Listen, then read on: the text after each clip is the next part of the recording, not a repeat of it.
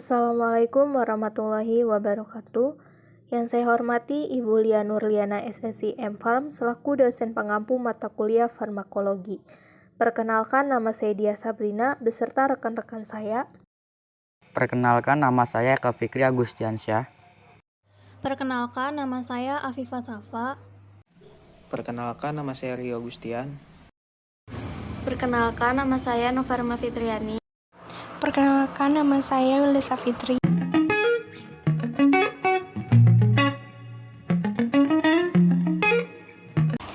Pengertian vaksin.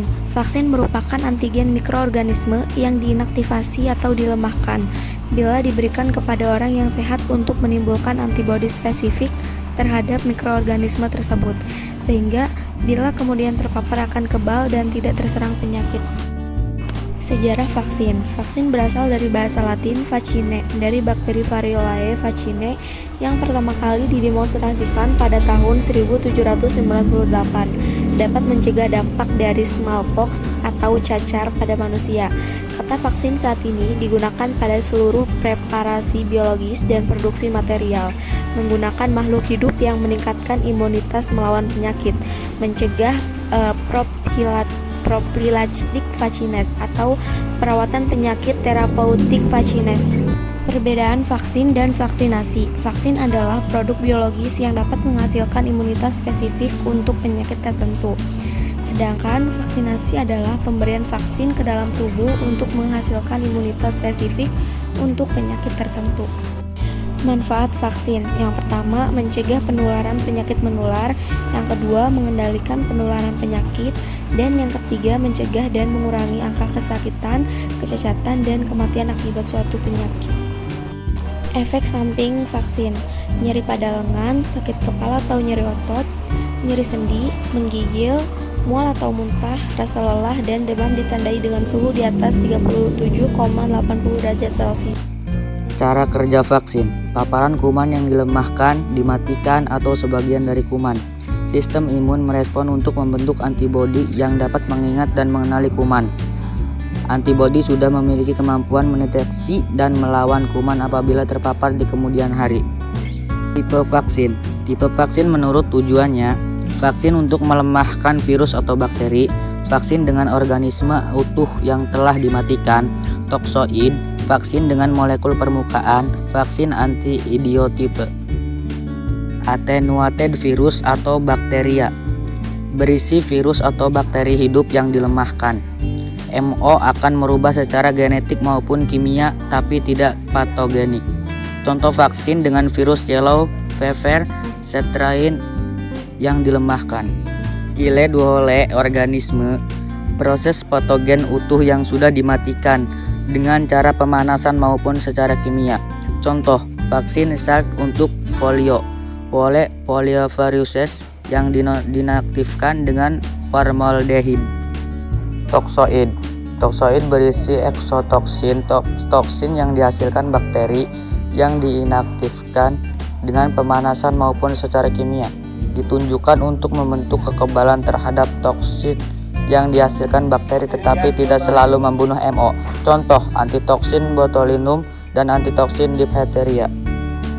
Surface molecules, protein, karbohidrat, dan lipid ditemukan pada permukaan patogen yang kemudian diisolasi dan digunakan sebagai vaksin. Protein dapat bekerja tunggal, molekul besar dan kompleks. Karbohidrat dan lipid harus dikonjugasikan dengan protein molekul besar untuk dapat menjadi imunogenik. Contoh, vaksin hepatitis B. Yang kelima, DNA vaksin. Vaksin DNA berisi plasmid yang terdiri atas gen untuk antigen tertentu. Setelah diberikan, plasmid diambil oleh sel target dan gen akan diekspresikan. 6. Anti-idiotype vaksin. Vaksin berisi AB yang diisolasi dari penderita. AB diinjeksikan ke dalam hewan coba yang akan menghasilkan AB dengan antigen binding site mimics the epitope. AB diisolasi dan selanjutnya diinjeksikan ke individu sehat dengan AB dengan antigen binding site yang sama, kemudian individu akan memiliki kekebalan terhadap patogen itu. 7. Chimeric vaksin. terdiri dari virus yang dilemahkan dan telah direkayasa untuk membawa antigen dari beberapa jenis patogen. Misalnya, vaksin demam kuning YF17D telah direkayasa untuk membawa antigen dari HIV, berbagai jenis bakteri, malaria, bahkan kanker. Yang utama adalah pembentukan kekebalan terhadap penyakit yang berbeda dengan satu pemberian. Selanjutnya, jenis-jenis vaksin menurut Pharmacop Indonesia edisi 4. Yang pertama ada vaksin bakteri, dibuat dari biakan galur bakteri dalam media cair atau padat yang sesuai, mengandung bakteri hidup atau inaktif atau komponen imunogeniknya. Yang kedua, vaksin toksoid, diperoleh dari toksin yang telah dikurangi atau dihilangkan toksisitasnya hingga tak terdeteksi, tanpa mengurangi sifat imunogenesitasnya. Contohnya vaksin difteri dan tetanus. 3. Vaksin virus dan rickettsia. Suspensi virus atau rickettsia yang ditumbuhkan dalam telur berembio, dalam biakan sel atau dalam jaringan yang sesuai. Mengandung virus rickettsia hidup, inaktif atau komponen imunogeniknya. Rute pemberian vaksin ada 3. Yang pertama intradermal, yaitu intravena, intramuskular, dan subkutan. Yang kedua oral, biasanya dalam bentuk cairan. Dan yang ketiga intranasal. Metode produksi vaksin terbagi menjadi 3, in vivo, in vitro, dan semikonsistensis. In vivo. 1. Vaksin diproduksi dalam organisme hidup. 2. Embrio telur ayam umumnya digunakan untuk produksi vaksin flu. 3. Dapat diproduksi dalam tubuh hewan lab. Misalnya, mencit vaksin untuk anti-idiotipe. 4. Beberapa spesies tanaman, misal pisang, dapat digunakan untuk memproduksi vaksin. In vitro. 1. Digunakan teknologi rekombinan DNA, Yersinia cultures, Bacterial cultures, dan Orcell cultures. 2. Contoh vaksin yang dapat diproduksi dengan metode ini adalah vaksin Chimeris, vaksin dengan virus atau bakteri yang dilemahkan. Semikonsistensis, vaksin yang menggunakan peptida sintesis serta lipid terkonjugasi dan polisakarida, umumnya diproduksi dengan cara ini. Metode ini digunakan dalam kombinasi baik in vivo maupun in vitro produksi. Resiko yang berkaitan dengan vaksin. Yang pertama, vaksin itu sendiri menyebabkan penyakit.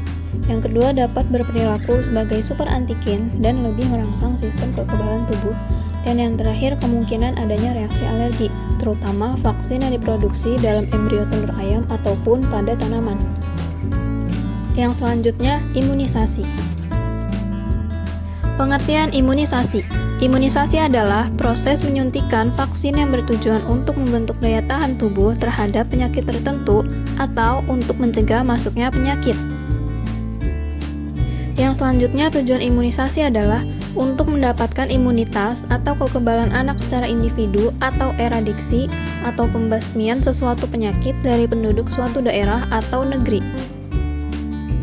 Macam-macam imunitas. Yang pertama ada imunisasi aktif, yaitu respon imun yang dibentuk ketika seseorang mendapatkan vaksinasi setiap bulan.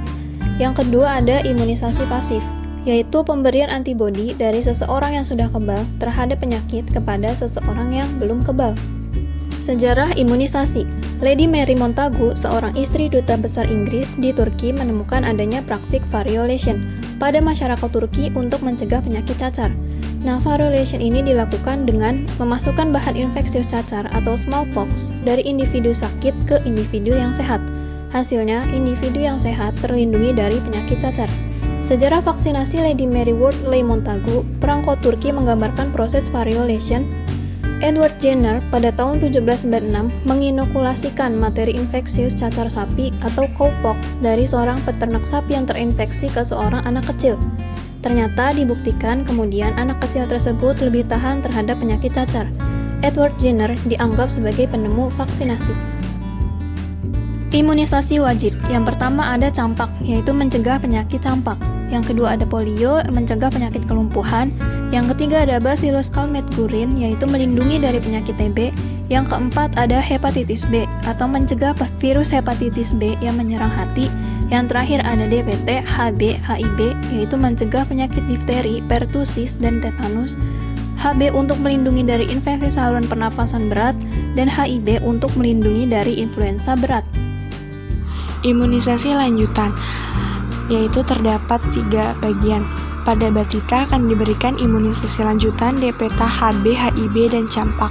Yang kedua, pada usia anak sekolah akan diberikan vaksin difteria, tetanus atau yang disebut dengan DT, campak, dan tetanus difteria TD.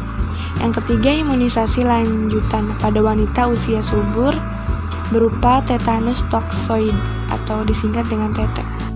Imunisasi tambahan yaitu MMR untuk mencegah gondongan radang buah jakar, campak, dan rubella. Yang kedua, pneumokokus untuk mencegah penyakit radang otak. HIB untuk mencegah infeksi berat seperti meningitis, pneumonia, radang, katur saluran pernapasan, infeksi darah, dan radang selaput jantung. Keempat, HPV untuk mencegah kanker leher rahim. Tifoid untuk mencegah demam tifoid berat. Imunisasi khusus meningitis meningokokus diberikan sebelum menjalankan ibadah haji dan umroh untuk mencegah penyakit ispa dan meningitis. Yang kedua, demam kuning diberikan untuk melindungi dari penyakit demam kuning yang ditularkan dengan perantara nyamuk. Yang ketiga, rabies diberikan setelah tergigit hewan yang diduga membawa virus rabies. Jenis imunisasi sesuai usia anak. Yang pertama, lahir 1 tahun, BCG, polio, hepatitis B, DPT, campak, HIB, pneumokokus, dan rotavirus. Yang kedua, 1-4 tahun, DPT, polio, MMR, tifoid, hepatitis A, varicella, influenza, HIB, pneumokokus. Ketiga, 5-12 tahun, yaitu DPT, polio, campak, MMR, tifoid, hepatitis A, varicella, influenza, pneumokokus. Yang terakhir 12-18 tahun, yaitu TT, hepatitis B, MMR, tifoid, hepatitis A, varicella, influenza, pneumokokus, HPV. Efek samping imunisasi. Efek samping yang ditimbulkan imunisasi biasanya hanya bertahan selama 3 hingga 4 hari. Efek samping yang dimaksud tergolong tidak membahayakan seperti demam ringan sampai tinggi serta sedikit lebam pada area suntikan. Efek samping imunisasi terbagi menjadi 5. Yang pertama, DPT, ringan, bengkak atau nyeri pada daerah suntikan. Berat, menangis hebat kurang lebih 4 jam kejang. Yang kedua, campak, kemerahan pada daerah suntikan atau panas. Yang ketiga, BCG, muncul ruas kemerahan pada bagian yang disuntik atau borok. Yang keempat, hepatitis B, shock anafilaksis. Yang kelima, polio atau diare. Sekian dari kelompok kami, kurang lebihnya mohon maaf. Wassalamualaikum warahmatullahi wabarakatuh.